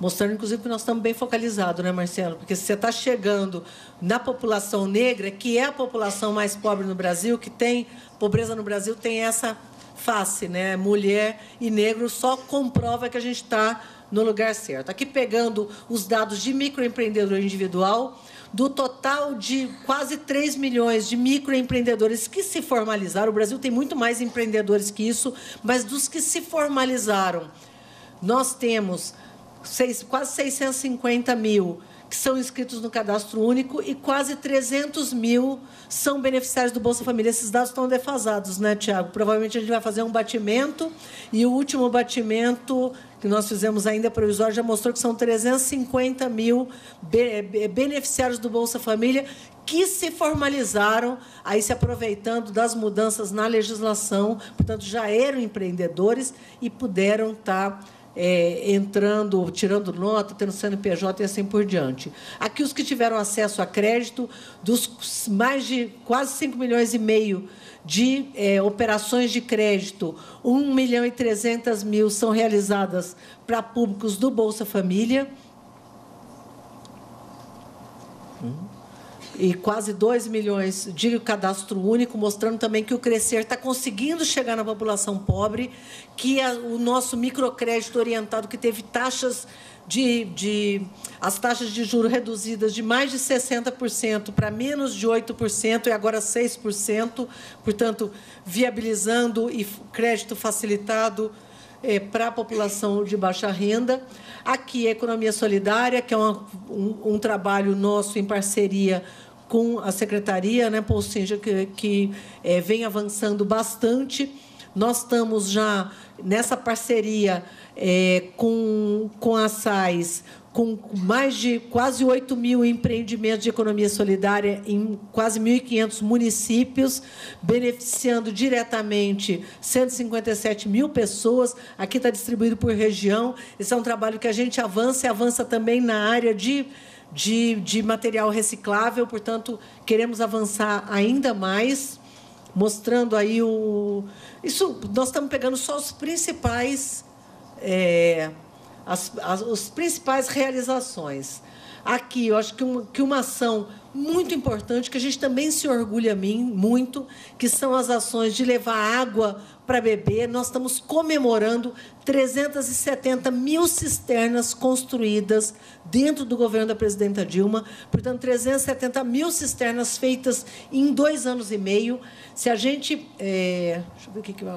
a gente fazia uma média de 47 mil cisternas por ano, que já era inédito, graças a essa rota de aprendizagem que nós tivemos nos 8 anos do governo do presidente Lula. Nós estamos conseguindo ampliar. Aqui em vermelho são as cisternas de polietileno e em laranjado as cisternas de placa.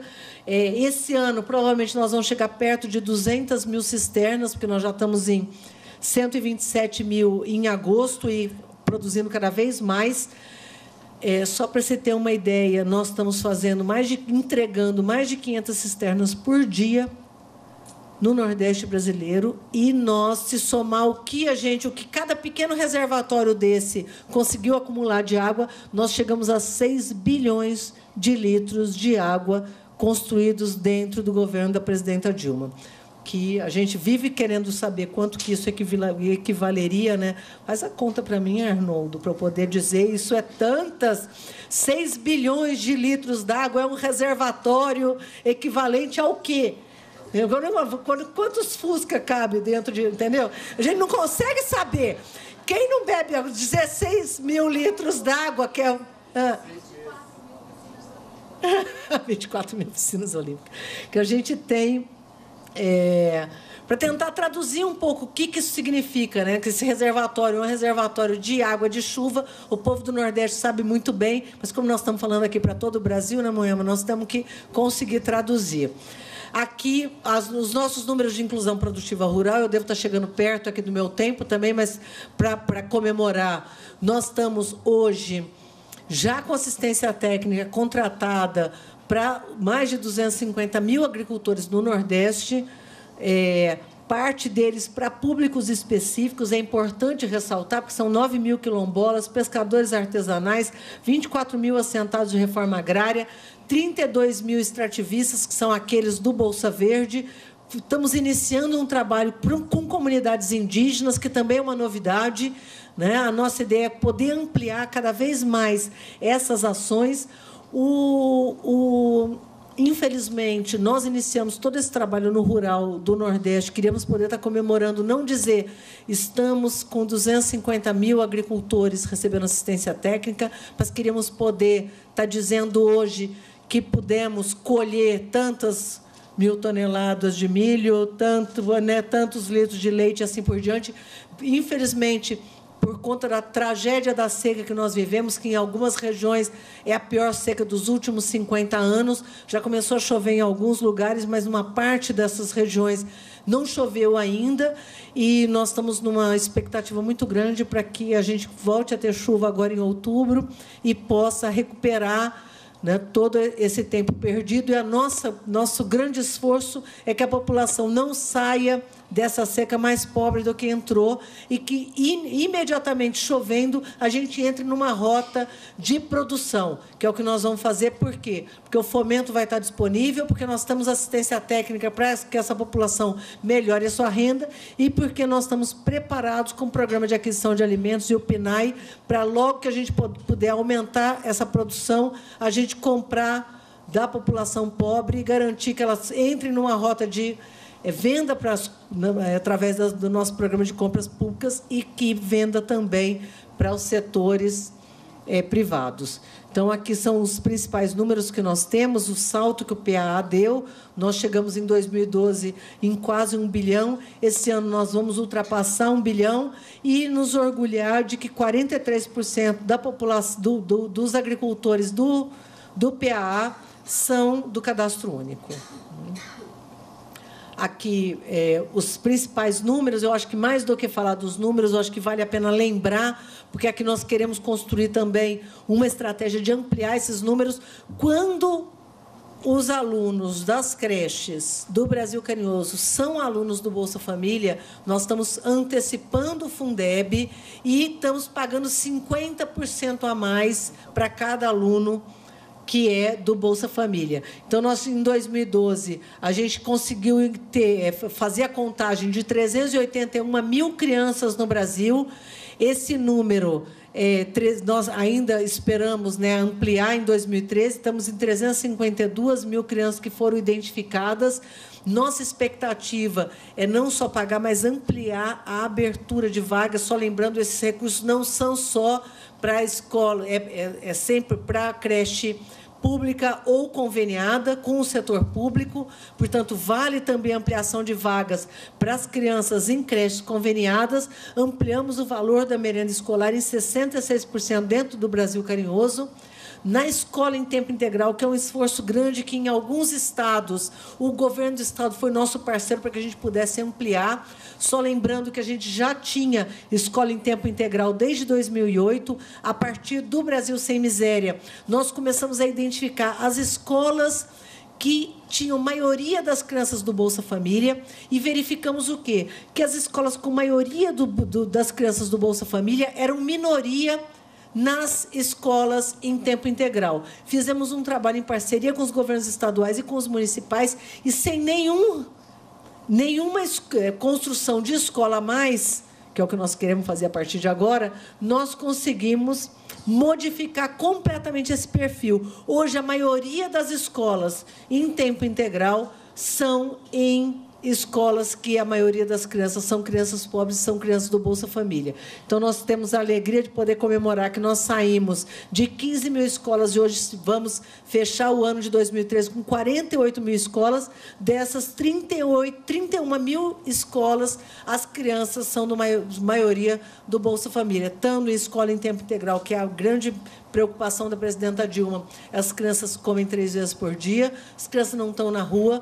Essas escolas, em geral, são escolas em regiões não só pobres, mas regiões com onde a gente tem as crianças também mais sujeitas à violência. Portanto, estar na escola, para as mães, é uma oportunidade para poder trabalhar, e para as crianças é uma oportunidade de estar tendo reforço escolar, de estar tendo acesso a outras oportunidades. Aqui, rapidamente, o esforço que nós fizemos na área de saúde, também voltado à criança. Hoje, nós comemoramos o sucesso da distribuição da megadose de vitamina A nas campanhas de vacinação em todo o Nordeste. Estamos ampliando para o Brasil todo. A distribuição de sulfato ferroso, a partir de janeiro, nós vamos já estar produzindo sulfato ferroso e distribuindo os sachês feitos aqui no Brasil.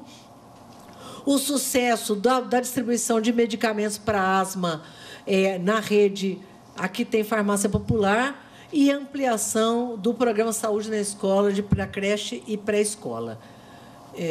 Na área de assistência social, nós temos várias inovações. Os senhores sabem que nós construímos quase 2.000 equipes volantes em parceria, votados na CIT. Os senhores sabem que participam com a gente das negociações e pactuações na tripartite da área de assistência social. Já distribuímos lanchas no Pará, vamos distribuir agora no final do mês, né, Valéria? Nos outros estados, e até dezembro nós vamos estar com 113 lanchas distribuídas, os 153 centros especializados em população de rua, 2 deles aqui no Distrito Federal, né, Daniel? Ampliação das vagas para a população em situação de rua, e queremos muito comemorar o ano que vem, estar universalizando os CRAS em todos os municípios no Brasil, mas já estamos com um número muito impressionante construído ao longo desses 10 anos. Queria comentar rapidamente com vocês, no tempo que me sobra, do que eu acho que são os desafios, né? Como eu tinha dito na minha primeira fala, nós sempre esteve na estratégia do Brasil Sem Miséria que a gente não tivesse uma ação uniformizada no Brasil. O governo federal tem diretrizes que são nacionais, tem programas que são nacionais, como é o caso do Pronatec, como é o caso do Bolsa Família, como é o caso do conjunto das ações que eu relatei aqui para os senhores. Aqui nós estamos ainda sem os números do Mais Médico. A próxima vez que eu for falar, a gente já vai ter esse número distribuído para a população. Peguei alguns exemplos que nós temos políticas em todas as áreas, mas nós nós queremos que, para cada uma das diferentes regiões do Brasil, a gente incorpore as faces da pobreza que são mais duras naqueles territórios e incorpore também as políticas diferenciadas que os governadores, que os prefeitos, que em cada uma dessas regiões vêm sendo desenvolvidas. Portanto, o Brasil Sem Miséria ele tem uma base que é única, construída em cima do cadastro único, em cima dessas diretrizes que são nacionais, mas em cima dela, como disse o Marcelo, tem se colocado programas diferenciados construídos pelos vários estados. Então, rapidamente, vou citar aqui algumas dessas ações, sempre correndo o risco de ter esquecido, mais a título de exemplo, né?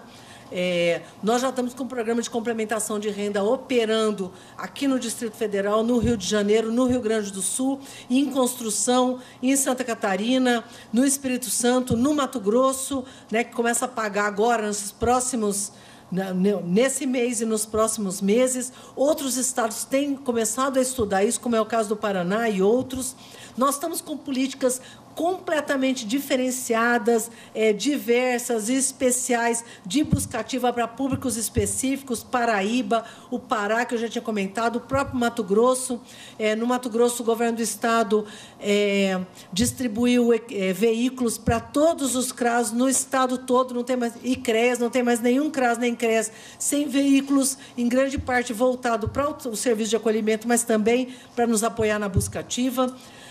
Temos ações diferenciadas envolvendo o cadastro único. Aqui o DF passou o primeiro ano Daniel e a Arlete estava aqui construindo, tinham 4 cadastros, construindo um cadastro só. São Paulo, que também trabalhava com cadastros diferenciados, tem unificado suas ações e trabalhado dentro do cadastro único. Eu acho que é uma vitória, porque a gente passa a operar agora com uma única base, fortalecendo uma única rede de informações e, portanto, potencializando o que cada um de nós pode fazer.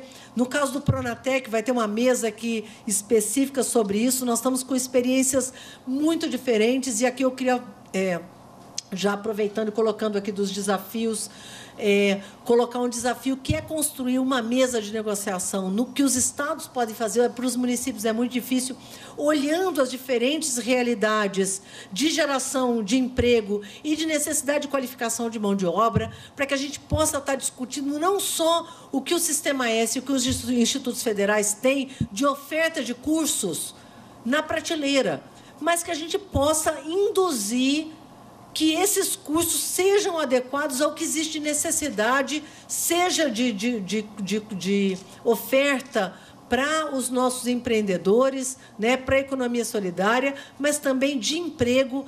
Então, tem muitos lugares que a gente tem necessidade de mão de obra, a gente tem que olhar para essa necessidade e ofertar cursos que tenham aderência com esse novo desenho, né? Então, tem vários cursos que não eram ofertados e que hoje estão sendo ofertados, como é o cuidador de idoso, como é cuidador de criança, como são cursos que hoje são adaptados para que a mulher possa estar sendo capacitada em áreas que tradicionalmente eram ocupadas por homens e assim por diante.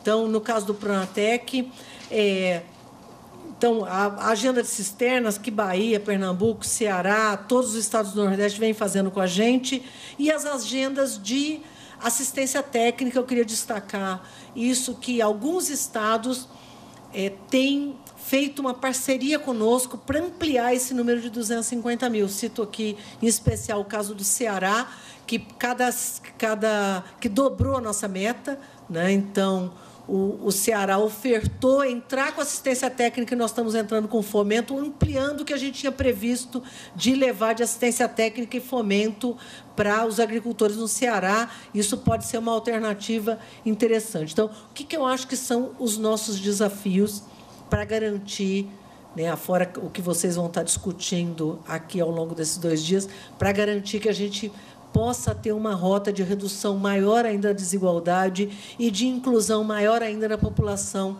do ponto de vista da inclusão econômica e da ampliação dos direitos e dos serviços.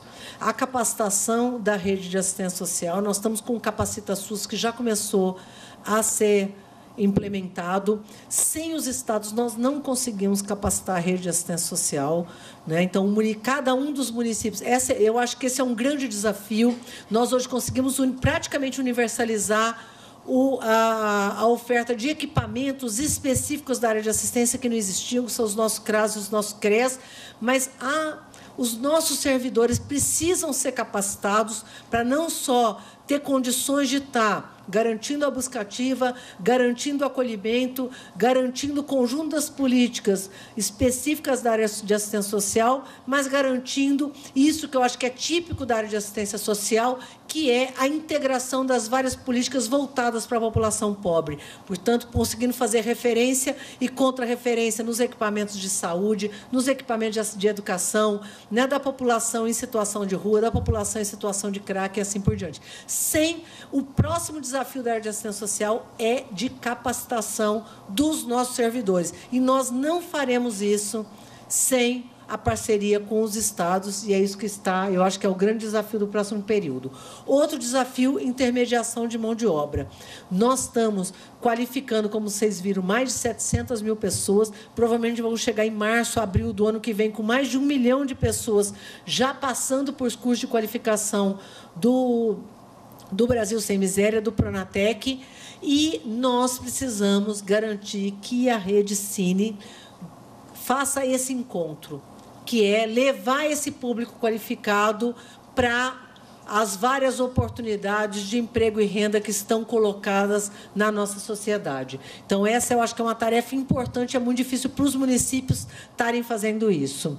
O Água para Todos, que são as cisternas, que é uma parceria nossa. Nós temos ainda um desafio gigantesco de universalizar acesso à água. Uma parte desse desafio é convênio com os nossos estados, assistência técnica, eu já tinha comentado, e o programa de aquisição de alimento, que está em rota de expansão, né, Arnoldo, também com recursos em parceria com os estados, e um novo desafio dentro das compras públicas, que é que a gente expanda as compras públicas para além do PA.